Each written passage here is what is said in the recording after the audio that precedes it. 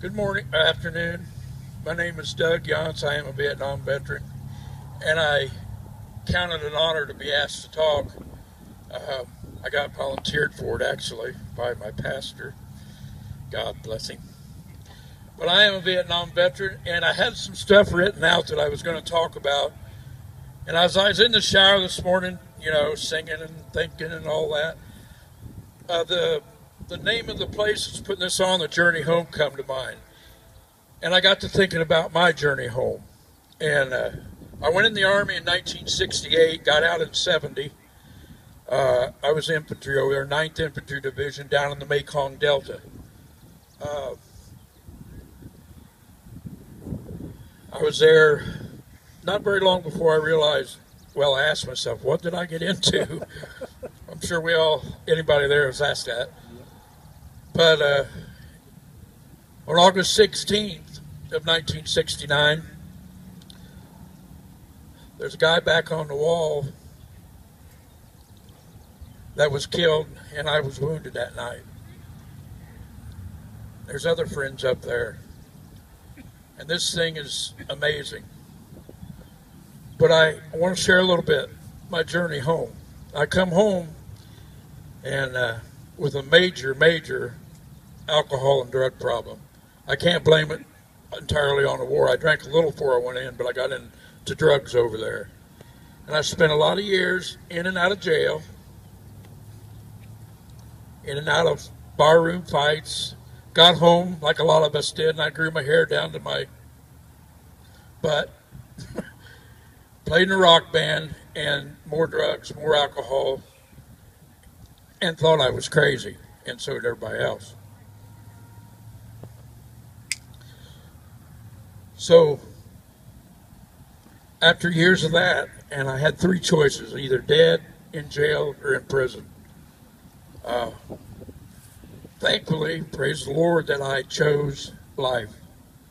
And I went into rehab in 1989. This is the second part of my journey home. And I got clean and sober. I didn't hear of PTSD until 1989. Didn't know what it was. When we come home, we stuffed it. We weren't allowed to talk about it. When we tried to talk about it, I heard this before, well, you're home now, forget about it. If you have any loved ones coming home from combat, coming home from the things that they've seen and done, the worst thing you can do is tell them, forget about it. Because it's there, and it's always going to be there.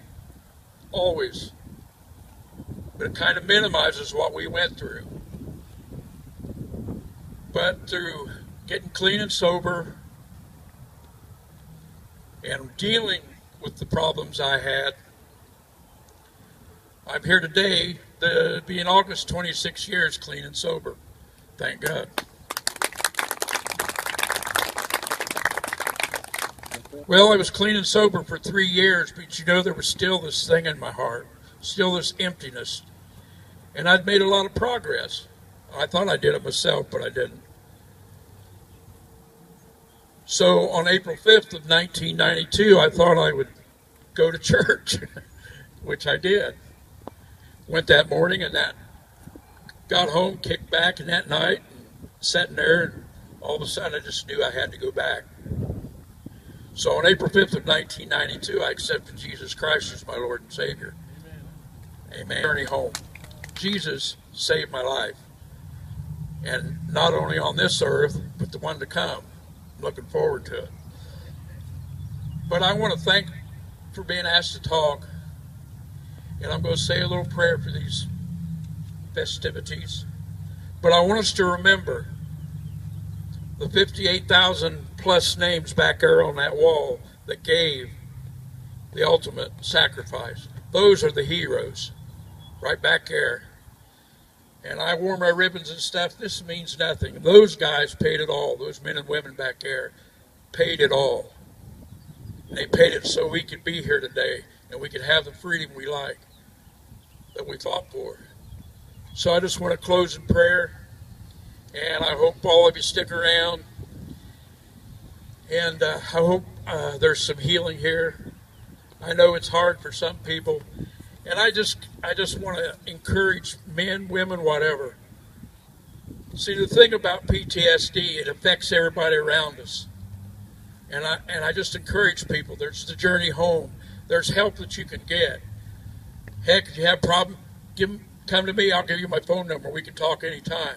Because I didn't make it on my own. And I actually got so straightened out that I got married at 57 for the first time. My lovely wife in the front row, hello, filming me, gonna hold it against me. But I just encourage you, let's make this time of healing.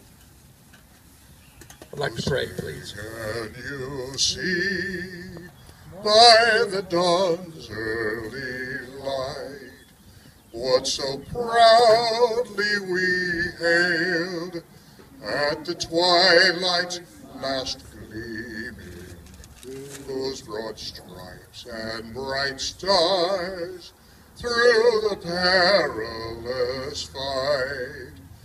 O'er the ramparts we watched were so gallantly streaming, and the rocket's red glare, the bombs bursting in air, gave proof through the night that our flag was still there. Oh, say does that star-spangled banner yet wave?